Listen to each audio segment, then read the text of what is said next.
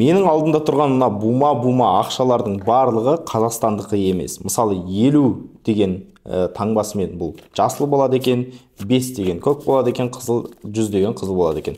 Қандай елдікі десек, суретіне қарап бірден анықтауға болады. Сіздер анықтаңыздар, давайте уақыт берейін.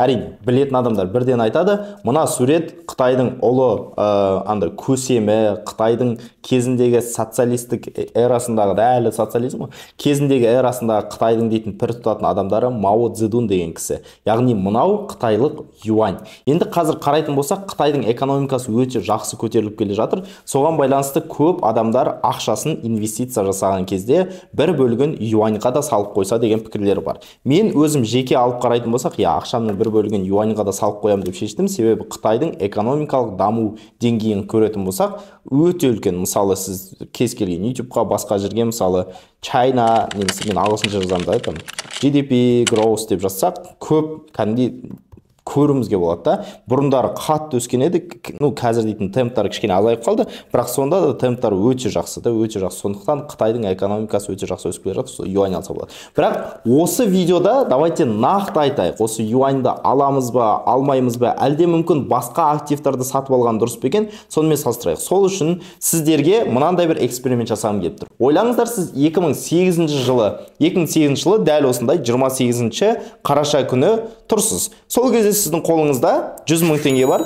100 мың теңгені қайда салсам деп ойлайсыз. Бірінші таңдауыңыз әрине долларға салып қойсам деген болуы мүмкін да. Екінші таңдауыңыз квартира алсам деген, бірақ ол кезде 100 мың теңге квартира келмейді. Сондықтан сіз тұрасыз да, осы Қытайдың экономикасы жақсы өсіп жатыр ғой, соған 100 мың теңге салып қойын, юаньны алып қойын дейсіз. Үшінші таңдау алтын. Яғни алтынның бірнеше грамм 100 мың теңгеге сатып алсақ, тап-таза 999 пробыл алтынның бірнеше граммын сатып алсақ қалай болады деп ойлайсыз. Немесе сіз көрдіңіз, Apple дейтін жаңадан iPhone-дарын шығарып жатыр, немесе мынандай компьютерлар бар. Apple-дың акциясын сатып алсам қалай болады деп ойлайсыз. Содан кейін сіз не жасайсыз? Одан кейін мынандай дүниелерге назар аудару керек болады. 100 мың теңгені представьте, сол кезде салған болсаңыз, қазір қанша ақша болар еді? Оны біз енді қазір есептей аламыз. 2008 жылғы сіз есептей алмайтын едіңіз, біз қазір есептей аламыз. Ол үшін біз мынандай бір таблица жасайық. Бұл таблицада доллар, юань, алтын, Apple деген сияқты әртүрлі акцияларды қарастырайық та. Сол акцияларды қарастыратын болсақ, оның 2008 жылғы бағасын табуымыз керек. Ол үшін, мысалы, бізде bank24.su деген сайт бар. Сол жерде 2008 жылдың 28 қарашасы күні доллардың бағасы неше болды, юаньның бағасы неше болды, соны нақты анықтауымызға болады. Мысалы, 1 доллардың бағасы 2008 жылы 28 қарашада 120-35 теңге болған екен. Қандай керемет замандар, 1 доллар 120-35 теңге болған. Кезінде, бірақ 90 жылдары 1 доллар 4-7 теңгеге дейін болған да. Сондай да керемет замандар. Ол енді керемет заман емес, қиын заман болған, бірақ сондай баға болған. Бір юаньды қарайтын болсақ, 17-61 теңге екен. Яғни 17-61 теңгеге сіз бір юань сатып алуға мүмкіндіктеріңіз болып тұр да.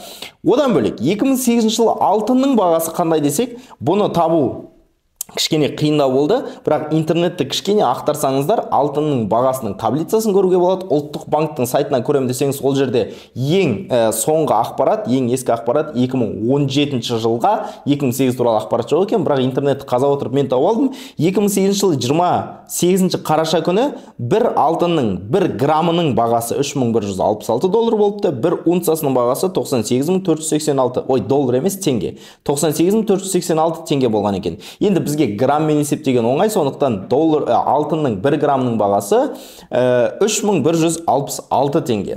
Одан бөлек, сіздер енді Apple-дың акциясын қарауларыңыз керек та. Apple-дың акциясын қарасақ, ол сол күні 2,78 доллар болған екен. Яғни бір акциясы Apple-дың 2,78 доллар. Ол біздің теңгеге шаққан кезде 345 теңге болған екен сол кезде. Енді оған қанша штугын сатып алуға болады? Долларды қарайтын болсақ, біз 100 мың теңгеге 120-35 теңгеден 839 доллар сатып алады екенбіз. Юаньды 5678 юань сатып алады екенбіз. Алтын 31-де 8 грамм алтын, Apple 289-да 5 штук Apple-дың акциясын сатып аламыз. Енді қазіргі бағаға қарайтын болсақ, олар қалай өзгеретін еді, бағасы неше болатын еді, сіздер комментарийға жазып көріңіздер, сіздерге уақыт берейін. Оған дейін давайте мен өзімнің сіздерге арнап жасаған үлкен курсымнан бөлек кішкентай мини курс жасадым. Осы YouTube-ты көретіндер скидкамен алып, инвестицияға ең алғашқы қадам жасасын деп соны көріп алыңыздар. Ол курстың ішінде бірнеше сабақ бар. Ең біріншіден инвестиция дегеніміз не? Оның терминдары қандай? Ішінде қандай акция, облигация деген сияқты басқа дүниелердің барлығы не? Қалай жұмыс жасайды? Осы сұрақтардың барлығына жауап береміз. Ол бір сабақпен.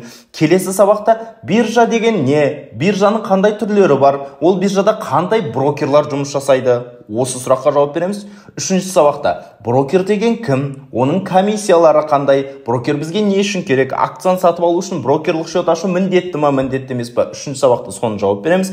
Төртінші сабақта мен өзім негізі 4 түрлі брокер қолданамын. Сол брокердің бірінен шотты қалай ашамыз, одан акцияны қалай сатып аламыз, қалай сақтаймыз, сол сұрақтарға жауап береміз. Және осылардың барлығын жинап алып, сіздерге өткенде $100 сатып алуға болатын акцияның тізімін берсек, осы жолы $10 сатып алуға болатын 24 акцияның тізімі, $20 сатып алуға болатын 24 акцияның тізімі, $50, $100, $200, $500 сатып алуға болатын 24 акцияның тізімі. Яғни әрбір тізімге 24-24-тен акция иллюстрациясымен сондай үлкен бір буклет жасадық. Ол буклетті сіздерге сыйға береміз.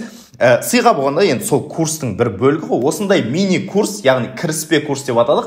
Кіріспе курс арқылы сіздер практикада акцияны қалай сатып алам? Ол не? Мен бекер сатып алып жатырмын ба? Не үшін сатып алып жатырмын? Яғни кішігірім осы салаға түсінікті қалыптастырып, бастап кетуге көмектеседі.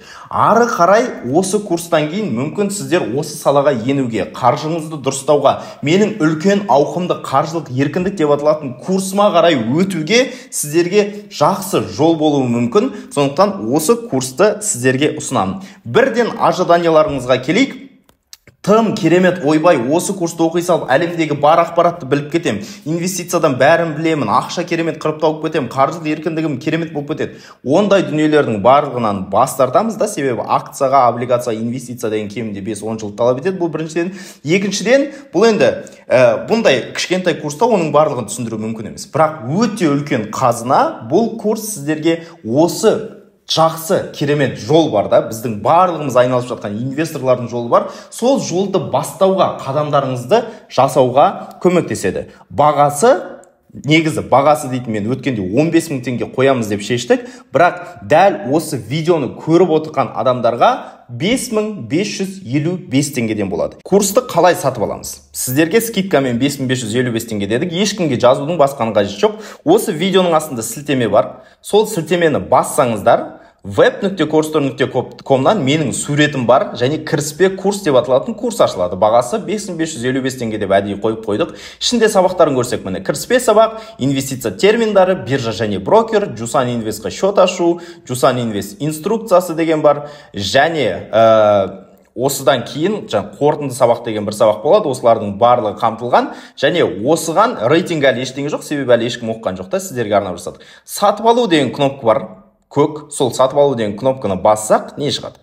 Сатып алу деген кнопканы басқаннан кейін сіздерге мына жерде WhatsApp номерді енгізіңіз деп шығады. Осыған мен сіздерге қазір көрсетпеймін қандай WhatsApp номерді енгізіп жатқанымды, бірақ WhatsApp номерді енгізетін жолақ шығады. Сол жерге WhatsApp номерді енгіземіз. Мысалы, мен өзім номерімді енгіземін. Содан кейін қабылдаймын деген, ана іште шарттарды қабылдайсыз ба деген птичка бар. Сол птичканы қабылдаймын дегенді бассаңыздар, сіздерге WhatsApp-қа код келеді. Ол код сіздің пароліңіз. WhatsApp-қа код келеді. Сол кодты былай ашасыздар. Сол кодты ашасыздарда код енгізу деген ана жерде бар. Ана жерге бәрін шығарып қоямыз, көріп отырасыздар. Код енгізу деген жерге сол кодты енгіземіз. Ол сіздің пароліңіз. Соны басқаннан кейін уже қайта төлеу деген кнопка шығады. Соны басасыздар. Сол кезде төлем жолдары Каспи, карта, басқа дүние деген ең ыңғайлысы Каспи да. Сол Каспиді таңдаймыз. Содан кейін принимаю условия дегенді басамызда, қайтадан төлеу дегенді жіберсек, сізге төлеудің инструкциясы шығады. Ол жерде ең маңызды дүние не? Ол жерде сіздің заказдың номері деген бар. Сол заказдың номерін дейтін міндетті түрде копировать етіп алыңыздар, немесе жаттап алыңыздар, ол міндетті. Соны жаттап алғаннан кейін сіздер жаңағы ары қарай деген кнопканы бассаңыздар, Каспи приложенияларыңыз ашылады. Сол жерде аты жөндеріңіз барлығы тұратын орын бар. Мұқият толтырыңыздар. Заказ номер заказа деген жерге жаңағы кодты жазыңыз, яғни сіздер копировать етіп алған номер заказан жазыңыз. Аты жөніңіз деген жерге міндетті түрде аты жөніңізді жазыңыз. Егер де сұрақтар болып жатса, сол инструкция сіздің жаңағы WhatsApp-ыңызға дублировать етеді, сол жерден оқып отырып жазсаңыз болады. Содан кейін барлық төлемдерді жасау дегенді басып, ең аяғында оплатить деген кнопканы басасыз. Басқаннан кейін 5 минут күтесіз. 5 минуттың ішінде жаңағы сайтқа қайтадан оралсаңыз, сіздің уже курсыңыз ашық тұрады, оқи бересіз. Егер де ол жерде сіздерге келмей жатса, бағана WhatsApp-қа сізге жазды ғой, сол жазған номерді добавить в контакт деп өзіңіздің контактыңызға қосып алсаңыз, Телеграмға ссылка бар, бот арқылы да оқи берсеңіздер болады. Яғни дәл осылай курсты сатып аласыздар. Бұл курс сіздерге пайдалы болады деген ниеттемін.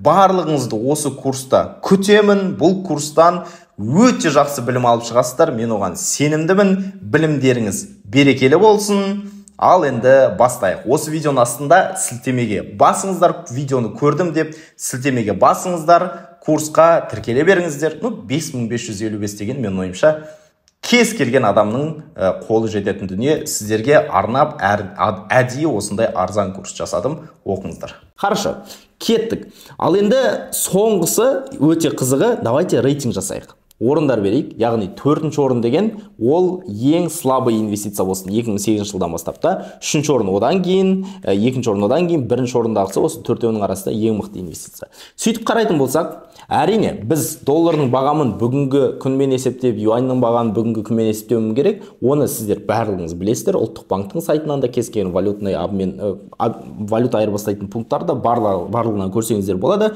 Сонымен қазір қарайтын болсақ, орындар берейік. 4-ші орын, яғни инвестицияның мықтылығы жағынан 4-ші орында, соңғы орында Қытайдың юані тұрады екен. Себебі Қытайдың юані менің пікірімше әлі экономикасын толықтай әлі реализовать еткен жоқ, бірақ сонда да соңғы орында тұрады екен. Юаньға 2008 жылы инвестиция жасайтын болсақ, 100 мың теңгеміз қазір, яғни 15 жылдың ішінде 364 мың теңге болады екен, яғни 3 еседен кішкене ғана көбірек көбейеді екен. Долларға салып қойсақшы.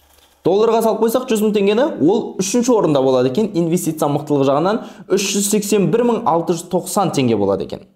3-ші орында. Ал 2-ші орында инвестиция жағынан, кто бы спорил, да, алтын болады екен. Яғни алтынға сіз 2008 жылы 100 мың теңге салып қойып, соны бір ұмытып кетсеңіз, және қазір сол алтындарды сататын болсаңыз, 31-де 6 грамм алтынды, қазір ол 938.836 теңгеге сататын екенсіз. Енді почти 10 есеге көбейіп тұр да. Және ең қызығы 1-ші орындағы инвестиция. Apple'дың акциясына салған болсаңыз, онда ол 25 миллион. Ойлаңыздар.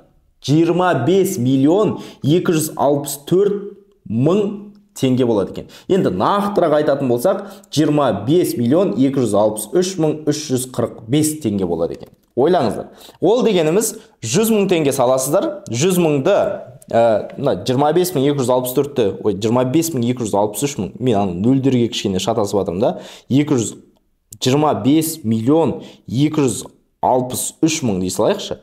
Соны мысалы 100 мыңға бөлсеңіздер, 252 есе өседі екен. Енді ойлаңыздар. 100 мың салдыңыз, Apple-дың акциясын 252 есе өтеді.